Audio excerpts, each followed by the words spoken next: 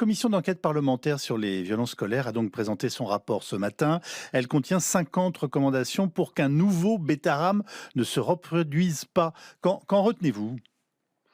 Bah, écoutez, ce que je retiens, c'est que déjà en un, l'état d'esprit de la commission était plutôt, sain et serein pour dire les choses ainsi. C'est-à-dire qu'on a eu quand même les 2 députés qui présidaient, donc qui étaient de bords, opposés, à savoir Hum. Paul Vannier et Violette Spitbou, qui ont eu à cœur de recevoir les victimes en amont et de nous recevoir, hier, soir avant même de présenter publiquement le rapport. Donc ça, on peut dire que c'est bien. Donc ça, c'est le premier élément. Oui. Deuxième élément, moi, enfin voilà, je reste un peu sur ma faim pour plusieurs raisons. En un, je m'aperçois que l'accompagnement, notamment psychologique et juridique des victimes, de leurs familles, des lanceurs d'alerte n'y figure pas ou très peu, avec une histoire de fonds d'indemnisation, comme si en fait, les victimes, les familles, voire les lanceurs d'alerte étaient, avaient suffisamment de ressources pour aller, vers un nouveau fonds d'indemnisation, alors même qu'il faut être dans l'allée vers en fait par rapport à ça. On a bien vu la détresse des personnes et donc je suis assez surpris quand même que ça n'y figure pas. Moi je l'ai, expressément motivé auprès de Paul Vannier et de Violette, Spitbou.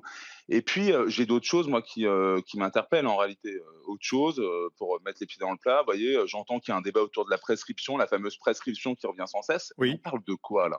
Là, on parle de crimes de masse avec des systèmes qui sont organisés, des systèmes, d'omerta, et donc on peut se demander si au regard de ces systèmes d'omerta, finalement, il n'y a pas une levée de la prescription. Vous savez, on a été, et je l'ai dit encore une fois hier aux 2 députés, on est peut-être encore amnésique, des fameux, propos du cardinal Barbarin: «Grâce à Dieu, les faits sont prescrits». Les faits sont prescrits, mais c'était pas des faits, en fait, de confession qui étaient prescrits, c'est bien des faits de non-dénonciation.